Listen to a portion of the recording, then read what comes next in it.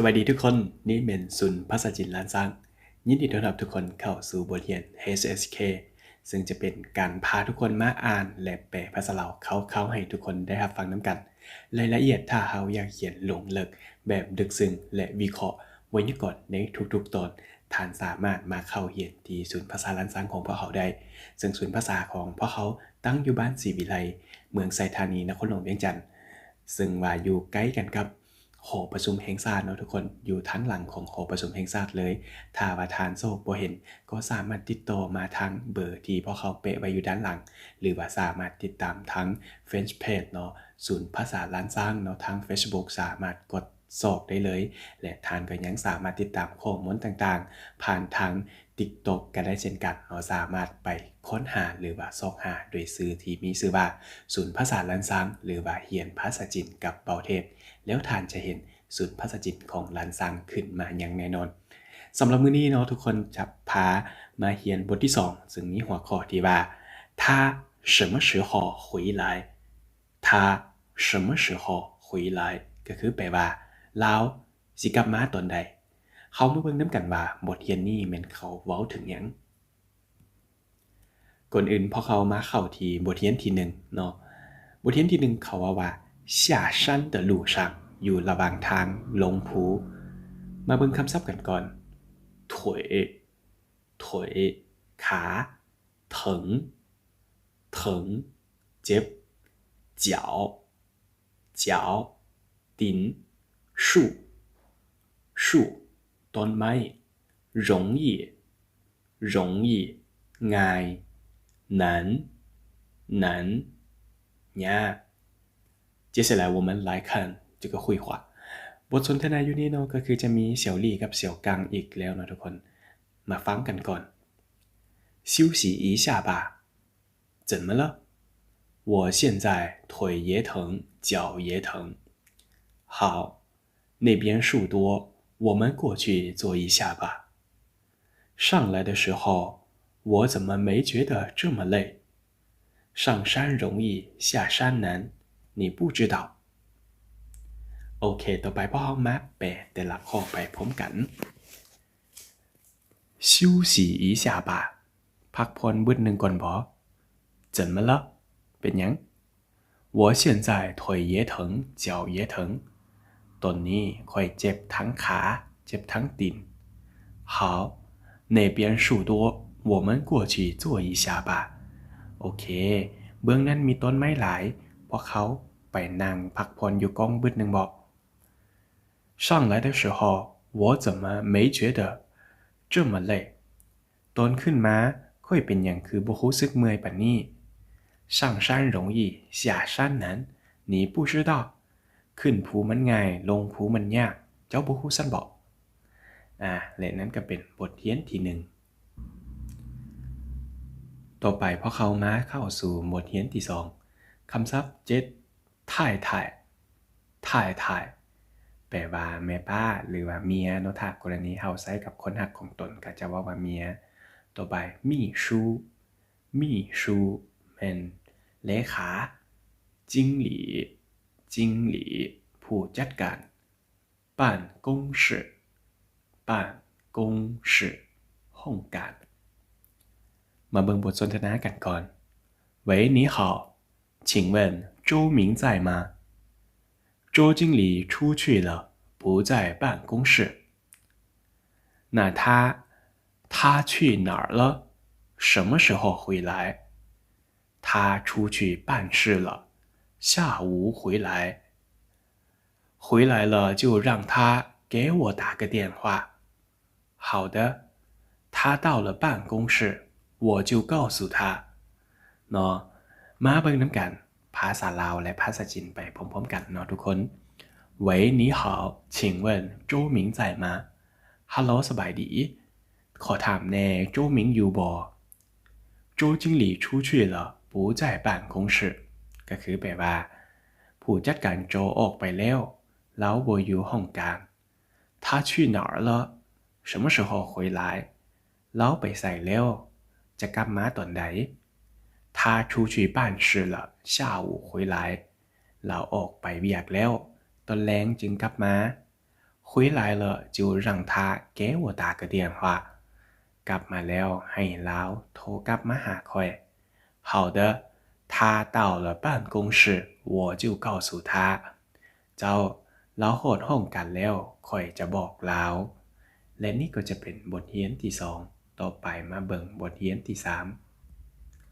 บทเรียนที่3มาเบิ่งคำศัพท์เลี่ยงเลี่ยงแปลว่าคันเป็นคำลักษณะนามของรถโหลโหลตึกหรือว่าอาคารหนาหนาจับเอาป่าป่าอยู่นี่แปลว่าอันซึ่งเป็นคำลักษณะนามของคันห่มสารสารแปลว่าคันห่มมาเบิ่งบทสนทนากันก่อนเนาะจ่ายโหลเหมือนขอส่งเพิ่งหยอกมาส่งหมู่อยู่ปากตึกเนาะหรือว่าอยู่ที่ปากประตูอาคาร雨下得真大你怎么回去我送你吧没事我出去叫辆出租车就行了那你等等我上楼去给你拿把伞好的我跟你一起上去吧你在这儿等吧我拿了伞就下来เนาะอันนี้จะเป็นบทสนทนาคร่าวๆเฮามาเบิ่งภาษาลาวเนาะว่ามันเว้าถึงหยัง雨下得真大你怎么回去我送你吧ฝนตกแห้งหลายเจ้าสิกลับจังใดให้ค่อยไปส่งเจ้าบอก没事我出去叫辆出租车就行了บ่เป็นหยังค่อยออกไปเอิ้นรถแท็กซี่จักคันก็พอแล้ว那你等等我上楼去给你拿把伞สันเจ้าท่าเบิ่นนึงเด้อค่อยขึ้นตึกไปเอาคันหอมให้เจ้าก่อน好的我跟你一起上去吧เจ้าค่อยขึ้นไปน้ำกันกับเจ้าบอก你在这等吧我拿了伞就下来เจ้าท่าอยู่นี่แหละค่อยเอาคันหอมแล้วก็จะลงมาเนาะและนี่ก็จะเป็นบทเรียนที่3เนาะทุกคนมีความเข้าใจกันน้อยหลายหรือบ่มาฮอดนี้เนาะต่อไปเฮามาเข้าสู่บทเรียนที่4มาเบิ่งบทเรียนที่4คำศัพท์พังพังตุย其实其实ที่จริงแล้วความจริงแล้ว瘦瘦จอย你看我这么胖怎么办呢你每天晚上吃了饭就睡觉也不出去走走能不胖吗其实我每天都运动但是你一点也没瘦你做什么运动了做饭呢เนาะต่อไปพอเขามาเบิ่งและก็แปลไปพร้อมกัน你看我这么胖怎么办呢เนาะก็คือว่าเจ้าเบิ่งติค่อยตุ้ยปานนี้จะเฮ็ดจังไดดี你每天晚上吃了饭就睡觉也不出去走走能不胖吗ทุกมื้อหั่นตอนแลงทุกมื้อเนาะหรือว่าตอนค่ำทุกมื้อเจ้ากินข้าวแล้วก็นอนทั้งบ่ออกไปย่างเบิ่งเนาะมันจะบ่ตุ้ยได้แนวใด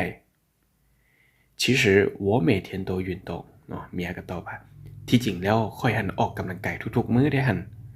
但是你一点也没瘦你做什么运动了เนาะพอก็เลยแปลกใจถามว่าอ้าว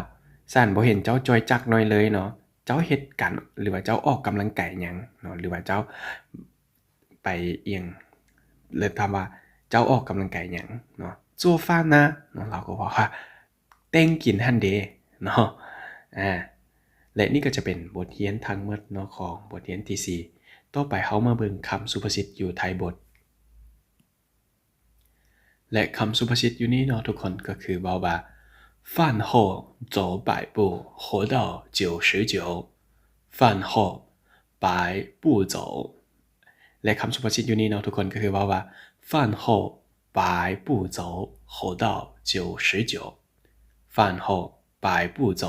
活到99ความหมายก็คือประมาณว่า